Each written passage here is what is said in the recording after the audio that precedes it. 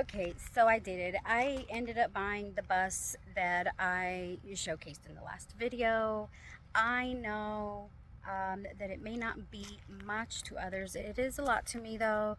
I've already done some work into the bus, and I would like to invite you all to come in real quick and see some of the tools that I have found myself needing. And these are some of the basic tools really all the way around. Uh, from the most experienced builder to the most inexperienced, such as myself, you will see us using these tools. You will find yourself using these tools also. I Alright, so some of the basic tools that I have found myself needing are the drills. Drills are important. There's two kinds. Average, like hammer nail. Hammer nail. You've got your average hammer drill. It's got different settings on it.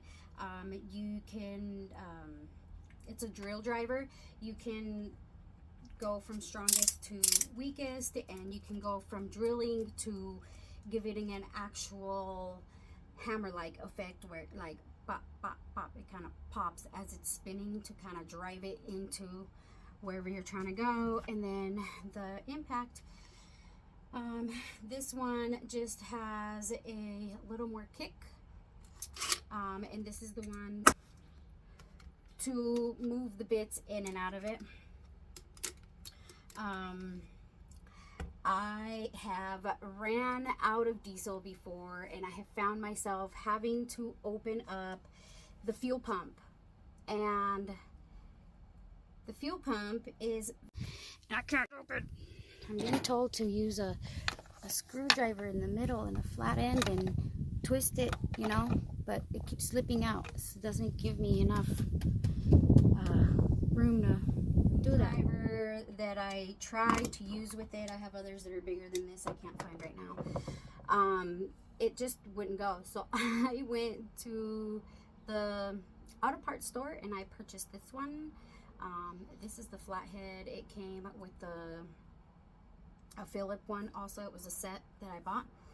They were not cheap, but I have them, and I have found myself having to open that up again just to doing some troubleshooting. Needed to know if there's fuel in there or not. There is. Also, another tool that you just absolutely cannot do a build without is your angle grinder. The angle grinder personally scares me. I have a lot of respect for this tool. It is a really powerful tool. It comes with different blades. You can change this blade out. This right here is a cutting blade. It's a thin cutting wheel, excuse me. And then you have different ones. Like you've got the grinding wheel, and it's thicker for actually grinding down metal, like screws, for example. Then you've got what's called the flapper disc. This is where you have a bunch of little pieces of sandpaper put together like this in the shape, and it's called a flapper disc. So this is good for, personally, when I used it, I was doing my floor for rubbing off any rust that had on here so that I can go ahead and finish my floor. And then you've got a masonry cutting wheel. These are all 4.5 inches. They're 4.5 inches in size. That's the size that this will hold. You have larger ones that you can use for bigger, more industrial projects, I'm sure. And then there's smaller ones. There is one that's like a 3-inch, and it's really cute, very handheld. I have one of those that my boyfriend has, and I used it actually to cut the tile in the kitchen. So the angle grinder is something that you will always find yourself going back to over and over. It scares me because it makes sparks, and I'm just really scared of the sparks. One time I was cutting into my skylight because that emergency hatch actually blew off in the wind. My son had left it open, and it just blew off in the storm. We went home and forgot to close that, and it blew off in the storm that night. So I turned it into a skylight. And I ended up having to use the angle grinder. We also have this one. This is a diamond blade.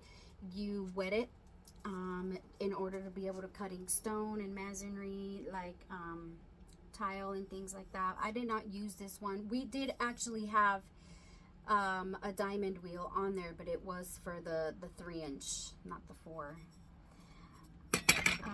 I also, my utility knife, I just, you know, can't stress enough how important it is to have one of these. It doesn't matter which kind you have, as long as you have something to cut with, because you're definitely going to need it. You will need pliers. I like these vice grip pliers personally because they're very flexible and you can adjust them. You turn the wheel here, the screw on the bottom, and it makes it the mouth open larger, or it closes it up smaller, so that when you clamp down you really get like that vice grip hold, so that it really holds on there.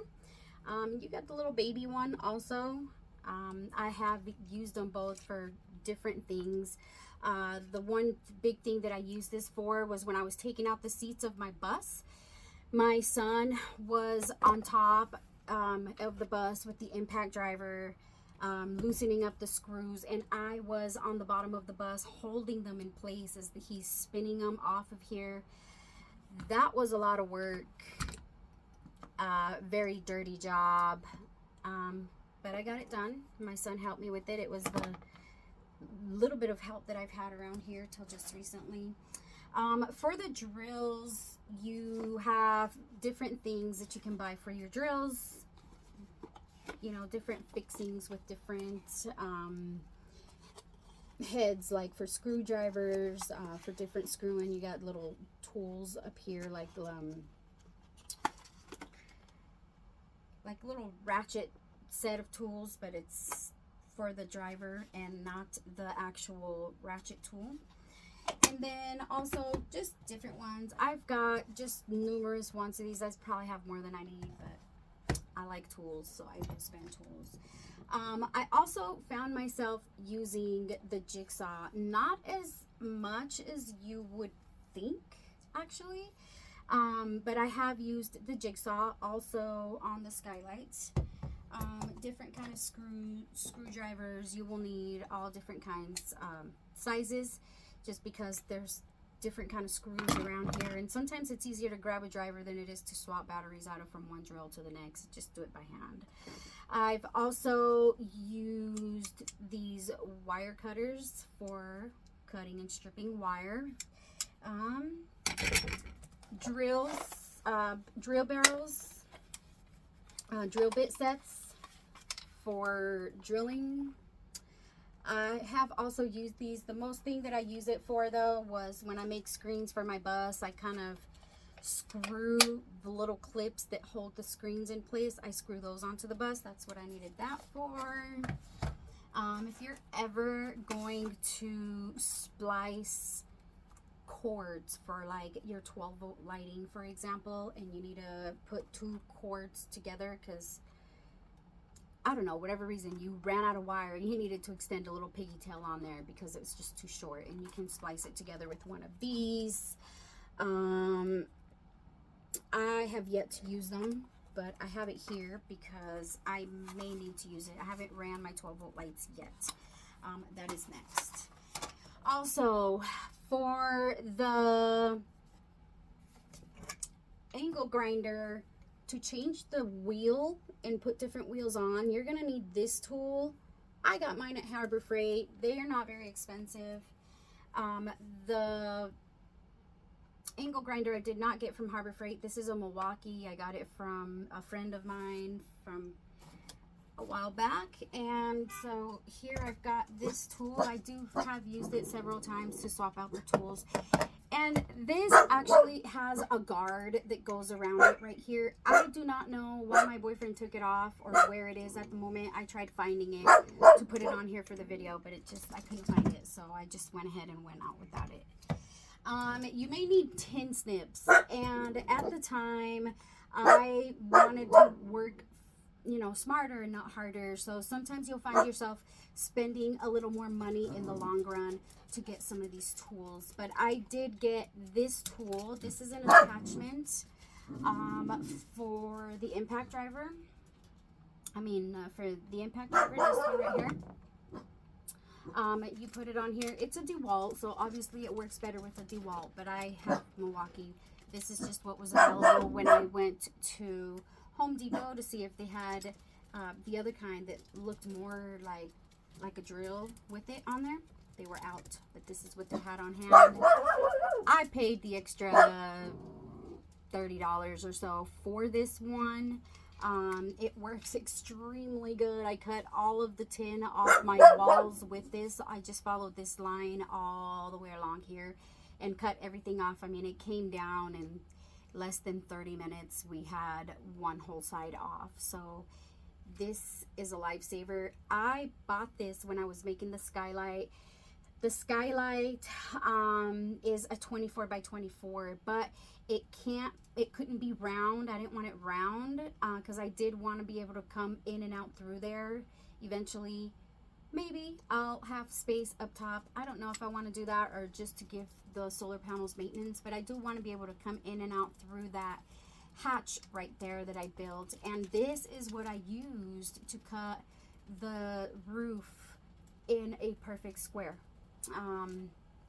It was a little weird to get used to. It's got a learning curve on there for sure, but if you look at the shape of the blade, it's kind of beveled. So if you can find your groove into that bevel and just follow it, it cuts like butter. Another thing I have found myself using is the oscillating multi-tool. This thing is pretty awesome. So far, I've only used this head on there for cutting small things. This, for example, all of the outlets that are here, some of this I had to cut this wood like in a groove like this to get it to go around the outlet, and I use this to cut that little notches in there. It's got 101 uses. I'm sure you can figure out on your own some of the uses that you can do with that. And last but not least, a chisel. Yes, my friends, a chisel and a hammer. With the chisel and hammer, believe it or not, let me grab the hammer here so that I can show you. Not that you don't know what a hammer looks like, but I'm just going to show you the motions. So the rivets are something that is a pain in the butt for a lot of people. Some people are really comfortable with power tools. Some people are fortunate to have a little bit more income to be able to get the power tools to remove the rivets mechanically, I would say. An air hammer is what a lot of people use. I actually ended up purchasing one after my dad gave me my little 3-pound pancake generator back here. It didn't work quite as good as I thought. I probably just don't know how to use the tool, and that's why it wasn't working so great. But my dad definitely didn't raise no princess. I'm a little tough. And so I would put this here like this. I would just hold this chisel like this with this, and then you put it on the rivet and you just bwom, bwom. You want to try and grab it from the bottom. There's a reason, you know, this has a groove for your hand on the bottom right here, and that's because as you're swinging, your force is delivering to the top of the hammer right here, and the weight of this is what's going to do the work for you. So you just kind of go and you hit it as hard as you can. And at 5 foot 2 inches tall, I was able to get all of the rivets by myself off the walls. My boyfriend helped me on the other wall over there, but I got all of one wall off, and about half of the ceiling with my dad's help. My dad was here to help me with the ceiling, so he helped me with that. It was his idea to use this. He gave me the chisel and the tool, these pliers to hold it. And so that's pretty much it so far what I've used. I've also used the circular saw. Everybody knows what a circular saw looks like. I don't think I have to go grab it. I just recently added to the arsenal of tools the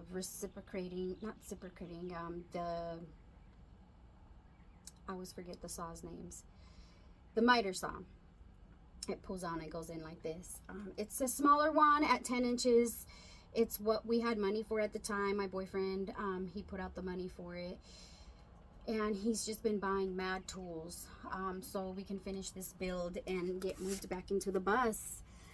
With that being said, I think that's pretty much it. The only thing I haven't... If at any time anybody here sees that I'm doing something incorrectly, please feel free to educate me. Be gentle, please. Don't be an internet troll just out here trying to hurt someone's feelings. I've seriously just found myself in a situation where I needed to build out a school bus to live in. And here I am. I do work from home. My office will be set up right over here by the sink. That's where my office goes. I have had 2 jobs already while working from my bus. So work from home is the way to go. So when you give, you receive. The universe is always looking out for you. Life can be a struggle sometimes, but hang tough and just keep on trucking. All right, be happy campers. Have a good day.